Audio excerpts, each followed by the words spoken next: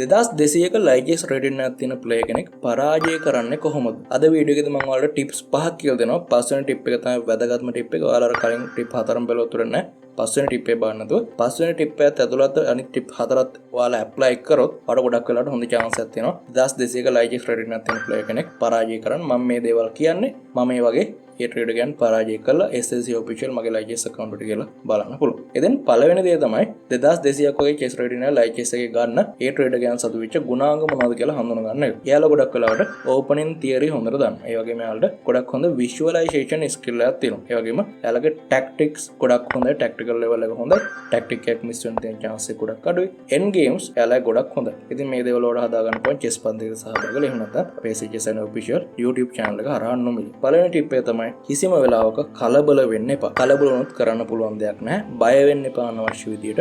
2200ක rating එකක් තිබ්බා කියලා එයාටත් යම්කිසි percentage එකක් තියෙනවා. එයා ගේම් එක win කරන්න වගේම පරාජය වෙන්න පුළුවන්. ඒ හින්දා කිසිම වෙලාවක කලබල වෙන්න එපා. ඒ වගේම නිතරම ස්වයංක්‍රීයව ඉත්තන් හොමාරු කරලා පිහිටීමේ draw එකක් ඇති කරගන්න ස්වභාවයක් දක්වා පරිවර්තනය කරගන්න උත්සාහ කරන්න එපා. ඉත්තන් අනවශ්‍ය විදියට හොමාරු කරන්න යන්න එපා. මොකද සමහර ලාවට පාටට ශක්තිමත් ට්‍රේඩර් කෙනෙක් නම් එයාගේ අඩු ක්‍රියාකාරීත්වයක් දක්වන less active pieces වගේ වැඩි ක්‍රියාකාරීත්වයක් දක්වන ඉත්තන්ට හොමාරු කරන්න පුළුවන්. ඉතින් ඒතකොට නිකම්ම වාසිය එයාටයි හැදෙන්නේ. දෙන හින්දා කිසිම වෙලාවක අනවශ්‍ය විදියට ඉත්තන් හොමාරු කරන්න යන්න එපා. ඒ වගේම තුන්වෙනි ටිප් එක පළවෙනි ටිප් එක දක්වා කලබල වෙන්න එපා කියලා. ඒ වගේම දෙවෙනි ටිප් එක දක්වා අනවශ්‍ය විදියට ඉත්තන් හොමාරු කරන්න යන්න එපා කියලා. තුන්වෙනි ටිප් එක ක්‍රියාකාරීව ප්ලේ කරන්න. සරලව කියනවා නම් මෙතෙන්දි මම අදහස් කරන්නේ ඇටැක් කරන්න. එයා queen side එකෙන් ඇටැක් කරනවා නම් ඔයා queen side එකෙන් නෙමෙයි king side එකෙන් ඇටැක් කරනවා. එයා center එකෙන් ඇටැක් කරනවා නම් ඔයා flank එකෙන් king හෝ queen side එකෙන් ඇටැක් කරනවා. king side එකෙන් ඇටැක් කරනවා නම් ඔයා queen side එකෙන් ඇටැක් කරනවා. ගොඩක් වෙලාවට හොඳම defense එක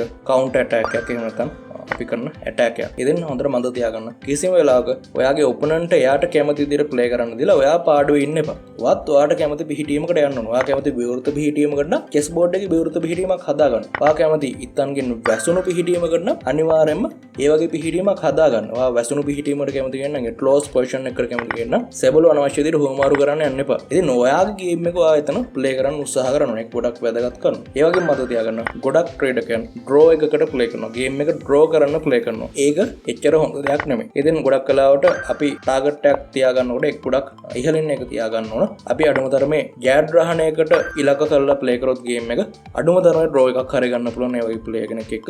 ඒ වුණාට ගොඩක් කලාවට අපි ඩ්‍රෝ එකකට ප්ලේ කරොත් අපිට පරාජය වෙන්නයි වෙන්නේ. එතකොට මම අද කියව දුන්න කරුණ ටික මොනවද? මම පළවෙනිට කිව්වා කලබල වෙන්න එපා කියලා. ඊට පස්සේ මම කිව්වා ගොඩක් ක්‍රියාකාරී විදියට ගේම් එක ප්ලේ කරන්න අනවශ්‍ය හොමාරු කිරීම වලට යන්න එපා. ඒ වගේම ඩ්‍රෝ එකකට ප්ලේ කරන්න එපා කියලා. පස්වෙනි ටිප් එක තමයි වැදගත්ම ටිප් එක. ඒක ඔයාලට ඊළඟ වීඩියෝෙන් බලන්න පුළුවන්. ඉතින් සම්පූර්ණ වීඩියෝ බලන්න ගොඩක් ඉස්සෙල්ලා වීඩියෝ එක ලයික් කරන්න. ඊළඟ ටිප් එක අනිවාර්යයෙන්ම ඊළඟ වීඩියෝ එකෙන් බලන්න.